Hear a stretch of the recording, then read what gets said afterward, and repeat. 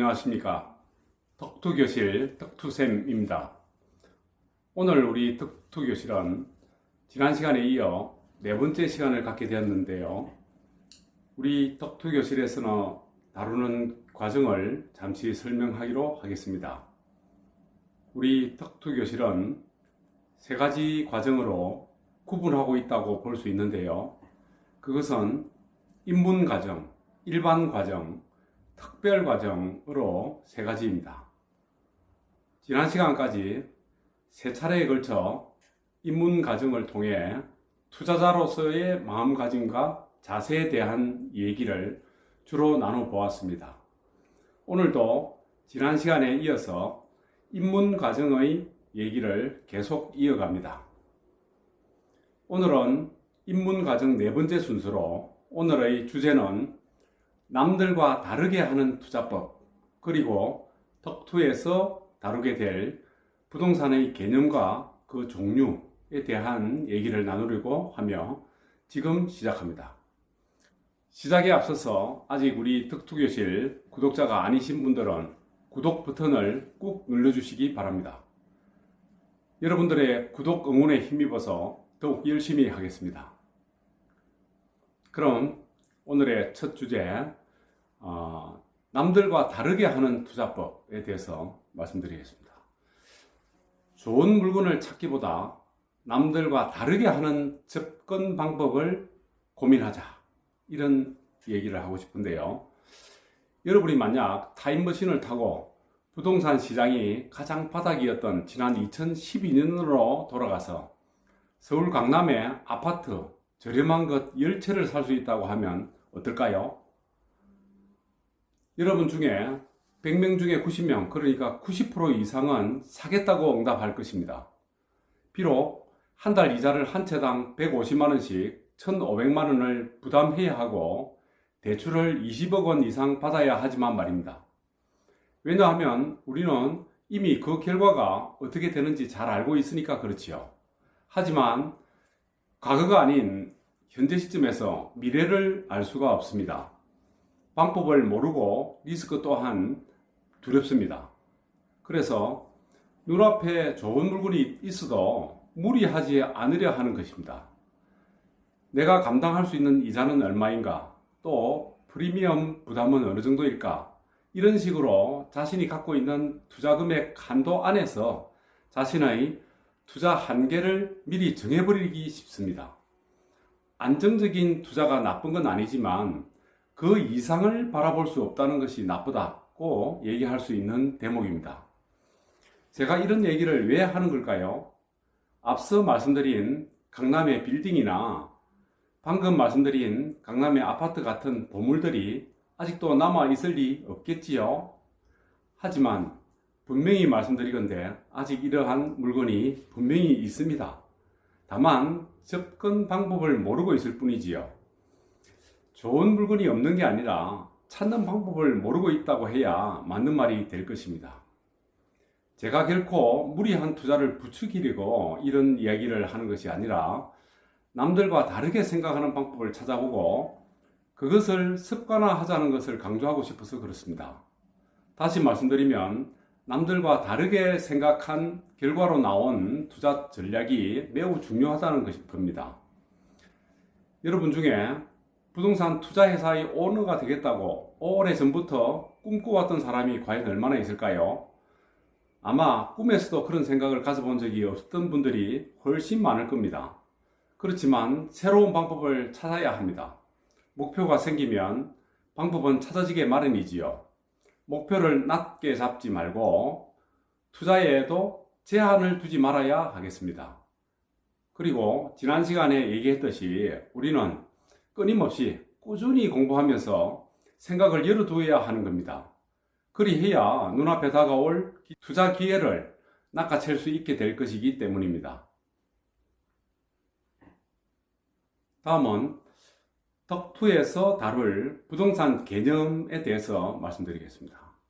일반적인 부동산 개념은 민법 제99조 1항에서 부동산이라 하면 토지와 그 정착물이라고 규정하고 있습니다. 쉽게 얘기하자면 토지와 건물이 곧 부동산이라는 것이지요. 그럼 부동산 투자의 개념을 살펴볼까요? 우선 투자자 자신이 부동산에 대해서 알아야 합니다. 최소한 어떤 부동산이 좋은지 안 좋은지를 스스로 구분할 수 있을 때까지는 직접 부동산 투자는 절대 금물입니다. 또 부동산 투자 시 목표한 수익 금액과 투자에 소요되는 투자 기간 설정은 필수입니다. 부동산 투자 시 명확한 목적을 갖고 있어야 하고 투자 종결 시까지 이를 잊어서는 안 되겠습니다. 또 금융을 활용할 줄 알아야 수익의 극대화, 즉 레버리지 효과를 거둘 수 있게 되겠지요. 정부의 부동산 정책 변화가 빈번한 근래에 와서는 부동산 투자에서 재테크가 매우 큰 비중의 필요 요건이 되었습니다. 결국 우리 덕투에서 다루고자 하는 부동산의 개념은 투자용 부동산인 만큼 철저하게 투자하기 적합한 부동산이라는 데 초점을 맞춰야 합니다. 어떤 부동산이 투자하기 적합할까요? 부동산 투자에서 절대 잊어서는 안 될 3가지 원칙이 있는데요. 첫째는 안정성입니다. 손해볼 가능성이 있나 없나 그 여부죠. 둘째는 수익성입니다. 적절한 수익을 가져다 줄지 하는 그 문제를 따지는 거죠. 셋째, 환금성입니다. 필요할 때 현금화로 바꿀 수 있나 없나 하는 그 여부를 타진하는 거죠. 이 3가지를 부동산 투자의 3원칙이라고 하며 대단히 중요한 요소들입니다. 이 3가지 원칙이 부합되는 부동산이라면 투자하기 적합하다고 할 수 있겠지요.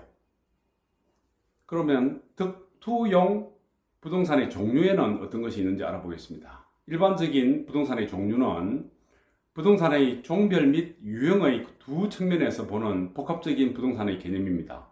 이 2가지 개념을 나누어서 보면 부동산의 종별은 부동산의 종류를 구분한 부동산의 분류를 말하는 것이고, 부동산의 유형은 그 유형별 이용 및 관리 관계 형태에 따라 구분한 부동산의 분류를 말합니다.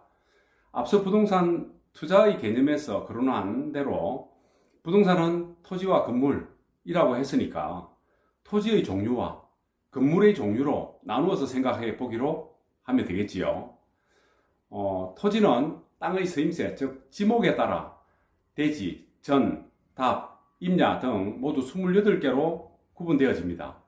또 국토법의 용도에 따라 농지, 임야, 녹지, 용지 등의 구분으로 구분되어지기도 하고요. 국계법의 용도지역 구분에 따라서 용도지역, 지구, 구역이 나누어지기도 합니다. 건물은 건물 허가 시 지정한 주 용도에 따라 단독주택, 공동주택, 1종 건생시설, 2종 건생시설 등 모두 29개로 구분되어집니다. 건축법 제2조에 보면 건축물의 용도란 건축물의 종류를 유사한 구조, 이용 목적 및 형태별로 묶어 분류한 것이라 규정하고 있고, 건축물의 세부 용도는 대통령령으로 정하고 있습니다. 결국 부동산의 종류는 토지 28개와 건물 29개를 합하면 총 57개의 종류로 구분된다고 할 수 있겠지요. 그런데 우리 덕투에서 적합한 부동산의 종류로는 주로 어떤 것들이 있을까요? 단적으로 표현하면 남들과 다른 투자 개념을 접목한 부동산이라고 보면 되겠는데요.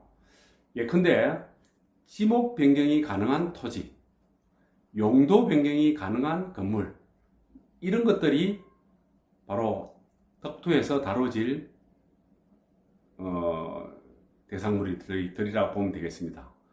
이런 부동산이야말로 매입할 때 당시의 부동산에 생산성을 부여할 수 있다는 점이 보통 투자자들의 묻어두기식 투자법과 다른 점이라고 할 수 있겠습니다.